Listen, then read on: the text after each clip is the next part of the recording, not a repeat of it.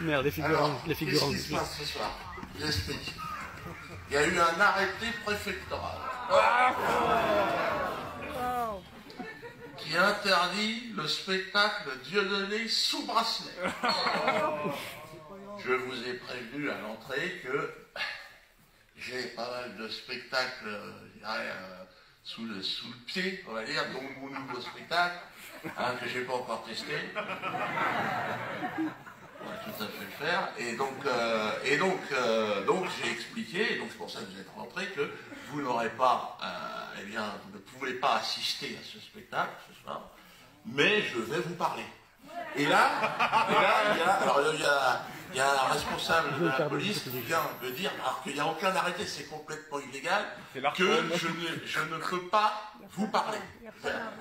Attention, je ne suis pas interdit, je ne suis pas interdit personnellement. Mais il y a une difficulté. Je vous invite à venir expliquer aux gens exactement de quoi il s'agit.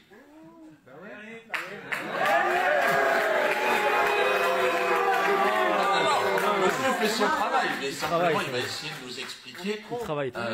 Vous pouvez d'ailleurs enregistrer, parce que c'est intéressant, il va y avoir une procédure avec le tribunal administratif, puisque là il n'y a aucun ordre légal.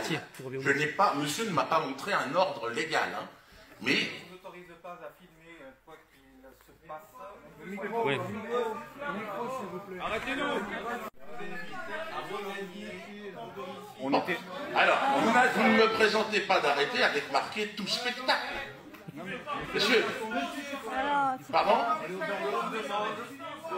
On est rentré avant l'arrêté préfectoral. Bon, donc je vais continuer moi à vous parler et à vous... Ah oui, je suis obligé. Il n'y a pas d'avocat. Ah ben je suis obligé de parler. Écoutez monsieur, qu'est-ce que vous... Alors là je vous demande de filmer. Mon capitaine, et ce serait très bien que vous veniez, parce que je ne vous cache pas qu'en termes de promotion pour mon prochain spectacle, ce serait extraordinaire que vienne m'arrêter sur scène pour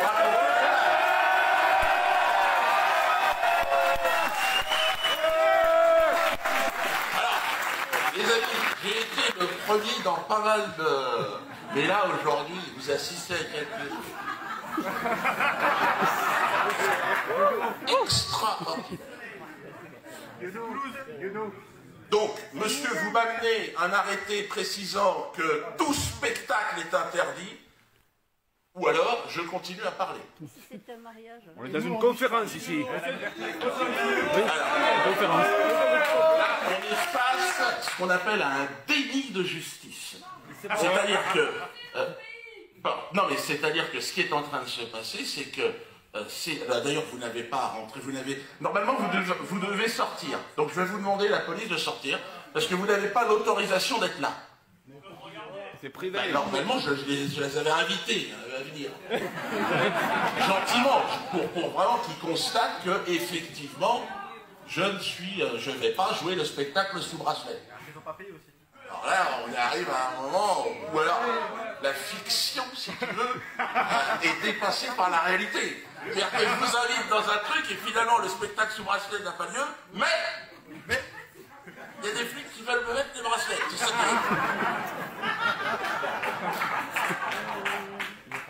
Alors, bon. Qui crée le trou? Qui crée... Ah, est-ce qu'on a un juriste dans la salle?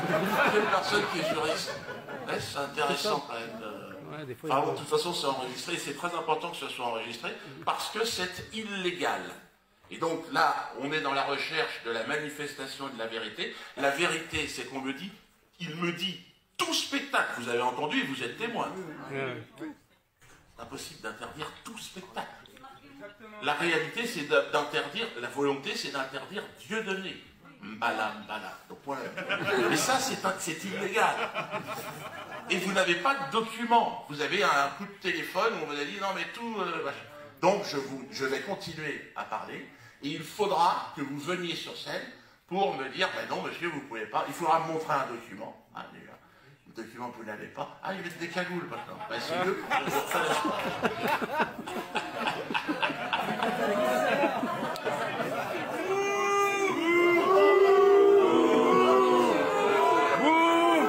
C'est pas grave, allez va.